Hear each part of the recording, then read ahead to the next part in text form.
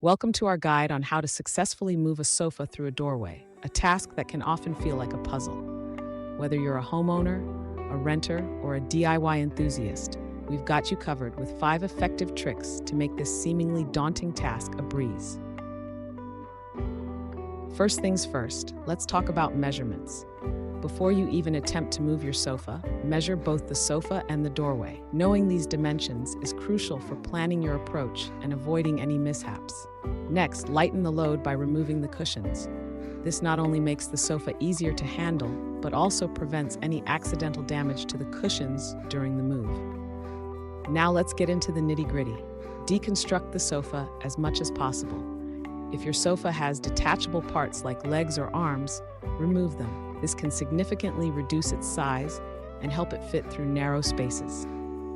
Protect the sofa and the doorway by covering the frames with fabric or plastic. This step helps prevent scratches and damage during the maneuvering process. Lastly, if the previous steps aren't enough, consider disassembling the door frames. It might sound extreme, but removing the door from its hinges can provide the extra space needed to move the sofa through. And there you have it.